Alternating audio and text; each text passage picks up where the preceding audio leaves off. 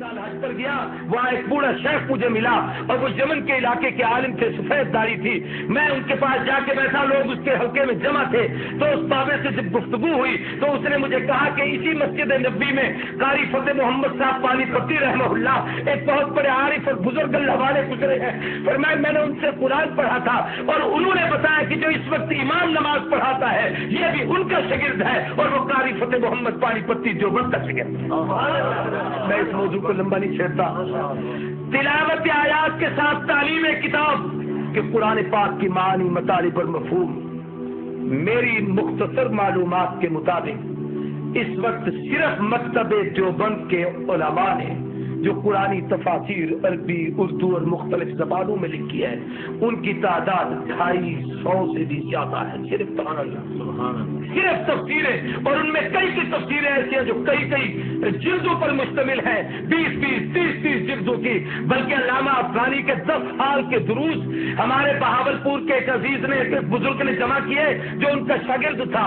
10 سال کے درس سے قرآن کو اکٹھا کیا، 10 جلدیں بنی، قرآن کا صرف پہلا پاؤ مکمل ہوا.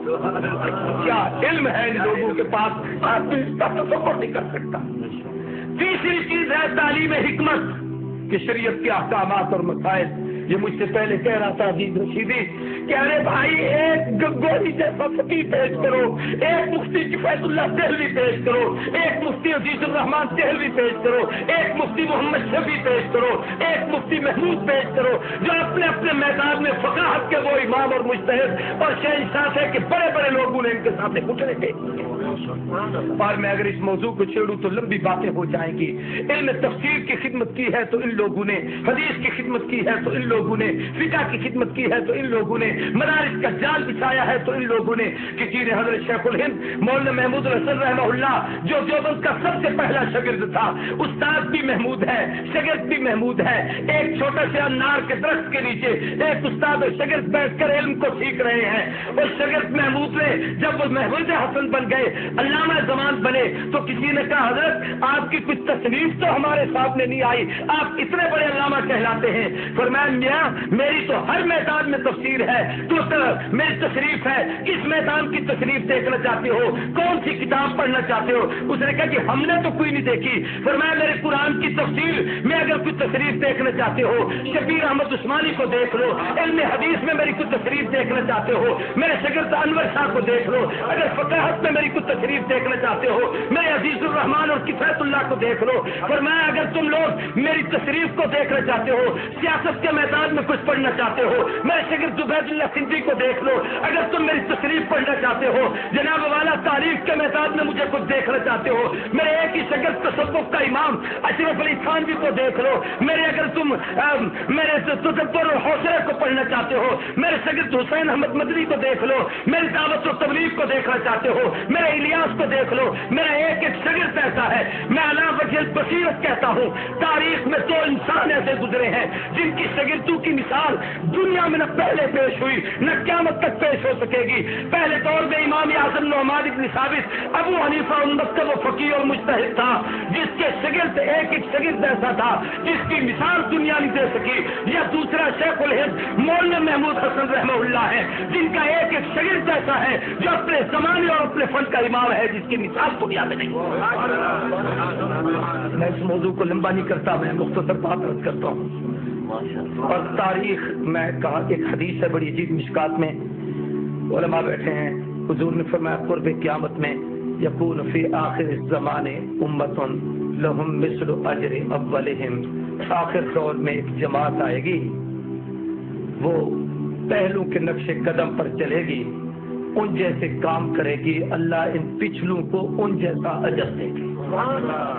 آگے بڑی لمبی تفصیل ہے، میں صرف اسی کا ایک خاکہ عرض کرنا چاہتا ہوں. تاریخ نے اپنے آپ کو دہرایا کہ اگر پہلے دور میں امام اعظم نعمان بن ثابت ابو حنیفہ گزرا جس کی فقاہت کی دنیا مثال نہ دے سکی، تو اس دور میں رشید احمد گنگوہی گزرا علماء دیوبند کا وہ عظیم فرزند جس کی مثال دنیا نہیں پیش کر سکتی. اگر اس دور میں احمد ابن حنبل استقامت کا کوہ گرا تھا تو تاریخ نے محمود حسن کو پیدا کیا جس کی مثال دنیا نہیں دے سکتی. پہلے دور میں ایک استاد اور شاگرد نے بیٹھ کر کتھی تفسیر لکھی، مدارس میں پڑھائی جاتی ہے، جس کا نام جلالین ہے۔ تو اللہ نے ہمارے اکابر میں ایک استاد اور ایک شاگرد، علامہ شبیر احمد عثمانی شاگرد، شیخ مولانا محمود حسن استاد اور شاگرد نے بیٹھ کر وہ تفسیر لکھی جس کی مثال دنیا نے پیش کر دی۔ میں کہتا ہوں پہلے دور میں اگر اللہ سلام کروڑوں جزا عطا کرے بخاری کی قبر پر اللہ رحمت نازل کرے، امام بخاری نے بخاری لکھی ہے تو اس کو سمجھانے کے لیے انور شاہ کشمیری نے جو اس کی شرح لکھی ہے، تاریخ میں آج تک اس جیسی کتاب نہیں آ سکی۔ پہلے دور میں امام مسلم صحیح مسلم لے کے گئے ہیں، علامہ شبیر احمد عثمانی نے فتح الملم 5 جلدوں میں لکھی ہے، آج تک اس کی مثال دنیا نہیں پیش کر سکی۔ اگر امام ابو داؤد نے ابو داؤد لکھی ہے، بل المجوز ابو داؤد کی شرح مولانا خلیل احمد سہارنپوری رحمہ اللہ نے لکھی، جس کی مثال آج دنیا نہیں دے سکتی۔ اور امام مالک موطا امام مالک لکھ کر گئے، شیخ الحدیث محدث عصر مولانا محمد زکریا قادری مہاجر مدنی نے جس وقت اس کی شرح لکھی، ایک عرب کے شہر کو یہ کہنا پڑا کب حنف الموطا، اور زکریا نے کیا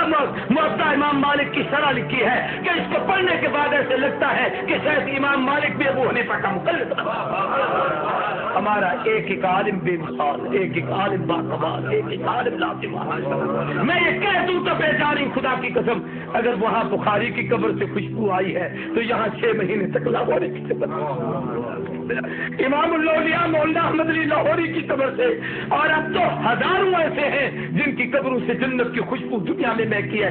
اللہ نے دکھایا ہے کہ یہ وہ اہل حق ہیں، یہی وہ لوگ ہیں، یہ وہ اللہ کے برگزیدہ لوگ ہیں جو پیغمبر کے اس مشن کی تکمیل کر رہے ہیں جس مشن کے لیے اللہ نے اپنے نبی کو دنیا میں بھیجا تھا۔ تو میرے محترم دوستوں اور بزرگوں، ہم اس پر اپنے رب کا کتنا شکریہ ادا کریں کم ہے کہ اللہ نے ہمیں ایسے اکابر